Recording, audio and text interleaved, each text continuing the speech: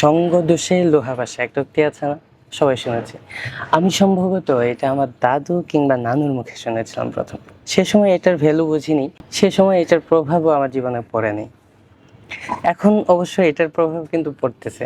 এটা এটার যে প্রভাব সঙ্গ দোষে লোহা ভাবে, এটা হারে হারে টের পাচ্ছি। আমরা আসলে পরিবর্তন হই কিসে? আমরা কিন্তু চাই না যে বন্ধুর সাথে ঘন্টার পর ঘন্টা কথা বলতাম, আড্ডা দিতাম, সময় কাটাইতাম, চাই না সেই বন্ধুকে হারাতে। আমরা চাই সেই বন্ধু থাকুক, কিন্তু তারপরেও আমরা চাওয়া সত্ত্বেও আমরা পারি না। সে বন্ধুর সাথে এখন বছরের পর বছর কথা হয় না, দেখা হয় না, সাক্ষাৎ হয় না। আসলে এই যে আমাদের পরিবর্তনটা, সে সময় তো আমি ছিলাম না, বন্ধুর সাথে কথা বলতাম, ভাল লাগতো, এখনো ভালো লাগে। কিন্তু তারপরেও আমি বন্ধুর সাথে কথা বলতে পারি না কেন? আমাদেরকে এই যে বাধ্য করেছে, এই যে আমরা চাই না, আমরা নিজের থেকে চাইনি, কিন্তু বাধ্য করেছে কিসে? আমাদেরকে বাধ্য করেছে আমাদের সময়, আমাদের আশেপাশের পরিবেশ, আমাদের সিচুয়েশন। তো সঙ্গ দোষে লোহা ভাসে, এটার উদাহরণ অনেক আছে। যেমন ধরেন এরকম উদাহরণ অনেক দেয় যে একজন ভালো ছেলে 10টা খারাপ ছেলের সাথে ঘোরাফেরা করলে তারও খারাপ হয়ে যাওয়ার সম্ভাবনা থাকে 90%, তাই না? তো এইটার সাথে এটা কম্পেয়ার করলাম এজন্য আপনি যে কোনো সেক্টর, দুনিয়ার যে কোনো সেক্টরে এই সঙ্গ দোষের লোহা ভাসে, এইটা প্রথম স্টেপ হবে। ফর এক্সাম্পল, আমি আপনাকে উদাহরণ দিই, অনেক উদাহরণ আছে। একটা উদাহরণ ধরেন, আপনি ব্যবসা করবেন, আপনি ব্যবসায়িক হবেন। হ্যাঁ, আপনি যদি একটা কোর্স বলবো না, আপনি যদি ব্যবসায়ী হতে চান, সর্বপ্রথম আপনাকে কি করতে হবে? সর্বপ্রথম আপনাকে করতে হবে আপনার পরিবেশটা বিজনেসম্যান আর যারা ব্যবসা করে তাদের সাথে সংযোগ হতে হবে, তাই না? আপনাকে আগে কানেক্ট হতে হবে ব্যবসা যারা করে তাদের সাথে, নয়তো কিন্তু আপনি ওই ব্যবসার মর্ম বুঝবেন না, ব্যবসা কিভাবে করতে হয় এইটা জানবেন না। এখন আপনি ব্যবসা করতে চান, কিন্তু আপনি থাকেন, আপনার কলিগ, আপনার সবাই হচ্ছে চাকরিজীবী। তো আপনি আপনি কি ব্যবসার বিষয়গুলো বুঝবেন? বুঝেন না। আপনার ব্যবসা করতে চাইলে সর্বপ্রথম যে কাজ করতে হবে সেটা হচ্ছে আপনার রুমমেট গুলো ব্যবসায়িক হতে হবে। তাহলে আপনার কাজটা অনেক সহজ হয়ে যাবে। আপনার রুমমেট গুলো যদি ব্যবসায়ী না হয়, তাহলে কিন্তু আপনার চান্সেস খুবই কম। আর সবাই যদি এর মধ্যে চাকরিজীবী হয়, তাহলে আপনার ব্যবসায়িক হওয়া আরো বেশি কঠিন। এই বিষয়ে আমার একটা অপিনিয়ন আছে বইয়ের ক্ষেত্রে। হ্যাঁ, ধরেন আপনি বই পড়েন না, আপনি বই পড়তে ভালোবাসেন না, বই পড়তে ইচ্ছাও করে না, কিন্তু আপনার উচিত আপনার বই কেনা। আপনার বই পড়া অভ্যাস না থাকলেও আমার ব্যক্তিগত পার্সোনালভাবে মনে হয় এই অভ্যাস থাকা উচিত যে আপনি বই কেনেন। আপনি বই পড়েন না, বই কেনেন। হ্যাঁ, এটা আপনার কাজে লাগবে না। মানুষ, এই যে বলছিলাম যে পরিবেশে মানুষ পরিবর্তন হয়।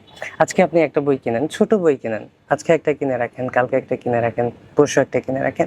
এভাবে যখন দেখবেন আপনার 10 থেকে 12টা বই হয়ে গেছে, যেখানে বুক সেলফ নেই, মাটিতে রেখে দিয়েছেন।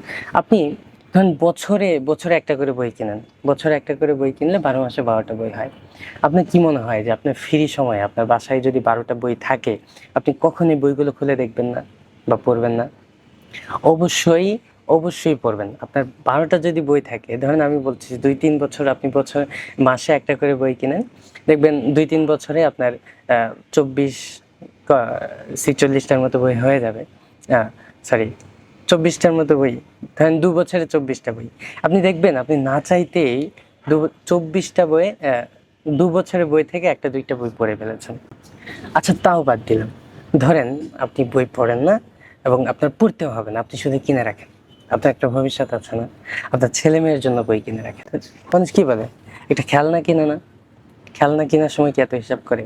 আপনি আপনার ছেলে সন্তান বা যাই হোক, আমার ওপিনিয়ন ভাবে আমি বলতেছি আর কি, ব্যক্তিগতভাবে, যে আমার উচিত মনে হয় যে খেলনা 80-90 টাকা দিয়ে যে খেলনাটা কিনে দিই, আমার মনে হয় এই খেলনার থেকে আপনি একটা বই কিনে দেন।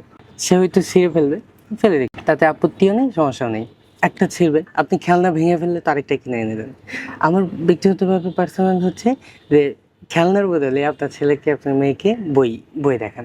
তাকে বই দেখান, বই ছিঁড়ুক, সব কিছু করুক, কিন্তু সে যাতে বই দেখে, তার যেন সম্পর্কটা বইয়ের সাথে হয়। তো বিষয় ছিল এটাই যে আসলে আমাদেরকে পরিবর্তন হতে হলে আমাদের পরিবেশ চেঞ্জ করতে হবে। আর যদি বই পড়ার অভ্যাস না থাকে, তাহলে বই কেনার অভ্যাস করতে হবে। আর যদি কেনার অভ্যাসও না থাকে, তাহলে বই হাতে নিয়ে লাড়াচাড়া করার অভ্যাস থাকতে হবে। তো বিষয় হচ্ছে, এখন যেটা বলবো যে আপনার যদি বই কেনার, আচ্ছা, এর মধ্যে আরেকটা হচ্ছে যে জীবনে কিছু কিছু বই আছে যেগুলো একবার হলেও পড়া দরকার। বা কিনে রাখা দরকার, ফ্যামিলির কাউকে পড়ানো দরকার। তো আমার কথায় যদি মনে হয় যে আপনি মনে চাচ্ছে যে আপনি আগামীতে বই কিনবেন বা কেনার নিয়ত করতেছেন, তো সেজন্য আমি আপনাকে 4টা বই সাজেশন দেবো, 5টা বই, যে এগুলো অন্তত কিনে রাখবেন। না পড়তে পারলেও অন্তত কিনে বাসায় রাখবেন। আপনি না পড়লেও দেখবেন ঘরের অন্য কেউ পড়ছে। প্রথম বইটা যেটা, 4-5টা বই আছে, আমি একটু দেখাই। এখানে 4-5টা বই। প্রথম বই, আচ্ছা আমি বাছাইয়ের ক্ষেত্রে একটু করে নিই। প্রথম বইটা হচ্ছে ফয়জুল কালাম। এটা অনেকেই বলেছে, ফজলুল কালামের কথা অনেকেই বলেছে। এটা একটা পূর্ণাঙ্গ বলতে আপনার দৈনিক জীবনের যে হাদিসগুলো প্রয়োজন, এটা পড়লে আপনার মোটামুটি সব কিছু জানা হয়ে যাবে ইনশাল্লাহ। এটা একটা। আর দ্বিতীয় হচ্ছে ফিদাকা ইয়া রাসূলুল্লাহ। এই বইটা চমৎকার একটা বই। হ্যাঁ, নবীর আমাদের আইডল, হ্যাঁ, প্রফেট মোহাম্মদ সাল্লাল্লাহু আলাইহি সাল্লামের যে সাহাবীগণ ছিলেন, তারা নবীজিকে কিভাবে ভালোবাসতেন, কি ওজন মানে জীবন বিসর্জন দিতেন, তার মানে নবীজির ভালোবাসায় কি কি করতে পারেন, কি নেই এটাতে। এটা চমৎকার একটা বই, আপনি দেখতে পারেন। নবীর প্রেমে সাহাবীরা কি করতেন। হ্যাঁ, এটাতে এটা আছে। তো আরেকটা হচ্ছে এটা এটা খুবই প্রয়োজনীয় একটা জিনিস। আমাদের মধ্যে এখন তো ডিপ্রেশনে ভরা, ডিপ্রেশন কাজ করে, অনেক ডিপ্রেশন। তো ডিপ্রেশন থেকে বাঁচার জন্য এই বইটা বেস্ট। বিপদে ভেঙে পড়বেন না, এটা একটা বেস্ট বই, এটাও দেখতে পারেন। এটা হচ্ছে আশরাফ আলী থানভী রহিমাহুল্লাহ।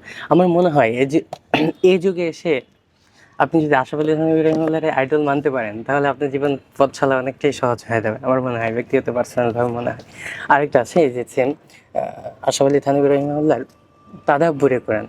এটা এক একটা আয়াত নিয়ে অনেক বিশ্লেষণ করেছেন, একদম গভীরভাবে ডিপলি চিন্তা করে এক একটা আয়াতের উনি তাদাব্বুর করেছেন। এটাও চমৎকার একটা বই, এটা রাখতে পারেন।